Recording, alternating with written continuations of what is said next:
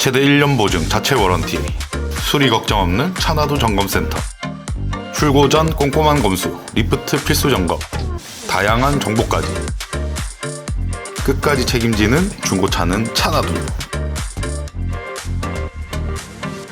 안녕하십니까, 차나두 이시안입니다. 오늘 주제는 똥값이 돼가지고 감가가 정말 많이 된 수입 외제차를 한번 말씀드려보려고 합니다. 똥값 많이 된 수입 외제차 뭐라고 생각해? 굳이 꼽자면 BMW? BMW가? 잘못 알고 있네. 아직 이래서 멀었습니다, 민정씨는. BMW는 잘 팔려. 지금도 인기 많아. 단가는 뭐 예전에 비해서 많이 되긴 하는데 그래도 방어가 그나마 좀 되는 게 인기가 많거든. 중고차 시장에서 계속 팔린단 말이야. 그래서 BMW, 벤츠는 걱정을 안 해도 돼. 근데 이거 한 브랜드, 내가 유독 많이 까는 브랜드 있잖아. 왜? 아우디. 바로 아우디 차량이 감가가 진짜 많이 됩니다. 아실 거예요. 그러면 아우디도 여러 차종이 있잖아요. 그럼 어떤 차종이 제일 감가가 많이 된 거예요? 뭐 아우디 지금 눈에도 엄청 많이 보이네. 여기도 있고 저기도 있다.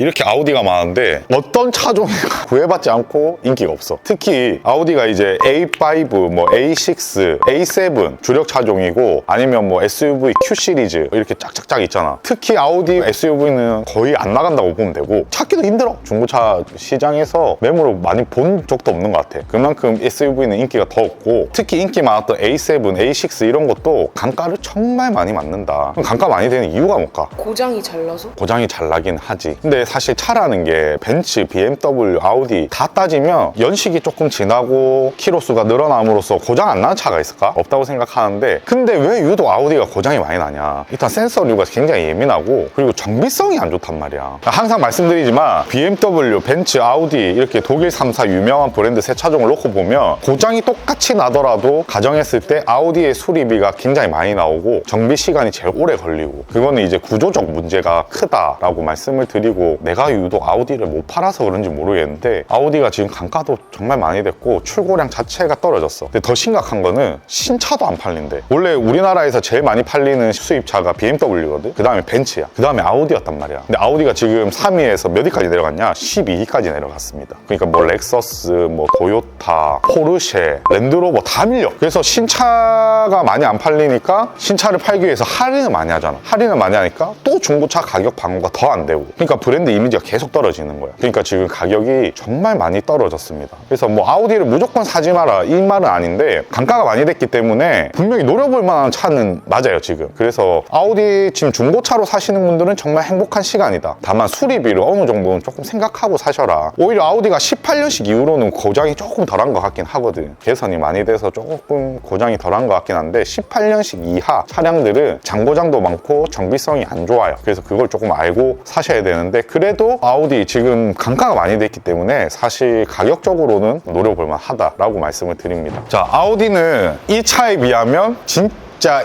인기 스타야. 진짜 이 차는 그냥 인기가 없어서 안 팔려. 그 인기가 없어서 가격이 똥값 된 차예요. 여러분 무슨 차일까요? 바로 제규어입니다. 제규어는 사실 진짜 인기가 없어요. 뭐 여러 가지 이유가 있죠. 근데 얘도 아우디에 비해서 장고장이 덜하냐? 얘도 장고장 심한 편입니다. 그리고 정비성이 좋지도 않고 아우디보다 더 안 좋아요. 아우디는 인기라도 많아서 부품 구하기라도 쉬운데 얘는 일단 어디 동네에 돌아다니는 거를 많이 못 보실 거예요. 그만큼 흔하지 않은 차고, 그래서 사람들이 많이 안 타기 때문에 정비를 잘하는 것도 드물더라고요. 부품 구하기도 쉽지 않고. 그래서 제규어가 똥값 된 차 중에서는 아마 1등일 거예요. 순위로 꼽자면. 그만큼 가격적으로 중고차로 사기엔 좋다. 근데 아우디는 정비 수리비 조금 생각하면 사도 괜찮긴 한데 제규어는 사실 안 사는 게 제일 좋긴 합니다. 아니, 중고차 파는 사람이 자꾸 안 사라고 하니까 좀 그런데, 근데 얘는 사실 안 사는 게 답이에요. 아무튼 인기 없어서 가격이 많이 떨어진 차 탑1 중에 하나라고 아시면 될 것 같습니다. 그리고 진짜 가격이 많이 떨어진 수입차 중에 얘만큼 감가가 심한 차도 보기 드물 겁니다. 바로 마세라티입니다. 네.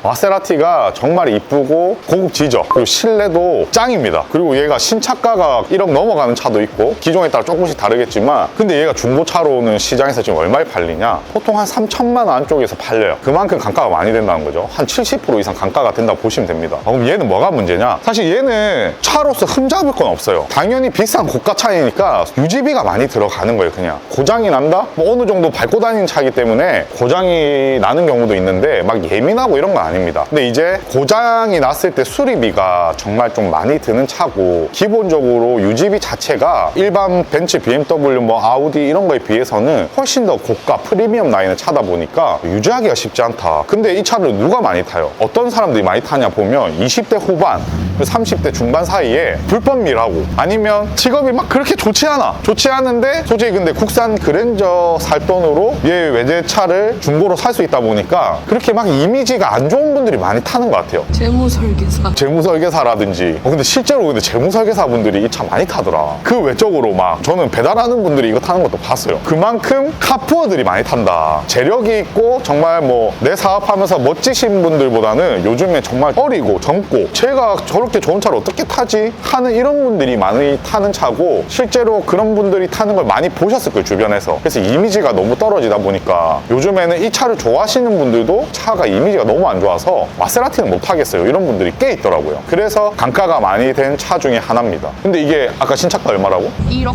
1억 왔다 갔다 한다 보시면 돼요. 근데 이게 보통 괜찮은 매물로 한 3천 정도 안짝에서 사실 수 있으니까 사실 폼은 나잖아. 그 돈 주고 살 때 봤을 때, 제가 봤을 때 폼은 벤츠, BMW보다도 훨씬 더 날 겁니다. 급으로 치면 포르쉐급이니까. 그러니까 카포들이 많이 타는데 본인이 카포는 아니지만 저 차 가격이 그렇게 많이 떨어졌어 하고 사실 분들은 한번 노려보시기엔 좋을 것 같아요. 근데 이제 좀 너무 젊으신 분들은 오해받을 수 있습니다. 불법 일을 한다거나 이렇게 오해받을 수 있기 때문에 조금 나이대가 있으신 분들 중에서 바른 대로 나가는 거 좋아하시고 조금 고품격의 프리미엄 차를 타고 싶으신 분들은 마세라티 한번 생각은 해보십시오. 다만 수리비는 많이 나오고 유지비가 정말 많이 들어갈 수 있다는 거는 유념을 하셔야 됩니다. 자, 그리고 오늘 마지막으로 말씀드릴 차량은 캐딜락의 CT 차량입니다. CT5도 있고 CT6도 있고 이 차들이 감가가 많이 돼요. 근데 이 차들은 안 좋아서 감가가 많이 되는 거 아닙니다. 실제로 미국 차가 우리나라에서 인기가 없어요. 미국 차 중에 우리나라에서 인기 있는 차 제가 봤을 때 딱 하나입니다. 포드 익스플로러. 그 차 말고는 대부분 인기가 없습니다. 판매량도 저조하고. 그리고 특히 뭐 CT 라인이나 이런 거는 많이 안 팔리는 게 신차로는 꽤 비싸요. 정말 비쌉니다. 6천 중후반에서 8천에서 왔다 갔다 한다 보시면 되니까 그 가격대에 선택지가 많잖아요. 솔직히 벤츠도 가능하고 BMW 가능하고 조금 더 못하면 뭐 포르쉐 이런 것도 가능하다 보니까 실질적으로 신차 출고율이 많이 떨어지긴 합니다. 그래서 많이 안 찾는데, 그렇기 때문에 중고차 가격도 많이 떨어지는 거죠. 그래서 뭐 CT 라인 차들은 연식 좋고 키로수가 좋아도 단가가 뭐 신차 대비 50% 60% 가까이 무조건 맞고 갑니다. 중고차 시장에서 시세로 보면. 그리고 미국 차가 좋은 거는 생각보다 고장 안 납니다, 여러분. 그래서 만족도가 좋아요. 스트레스 안 주잖아. 생각보다 튼튼해요. 미국의 자동차 만드는 회사들이 역사가 오래됐다 보니까 기술력은 굉장히 좋은 편인 것 같습니다. 정비사분들이 제가 만나서 여쭤보면 꼭 많이 뽑으시는 게 미국 차들입니다. 포드사 아니면 뭐 캐딜락 이런 차들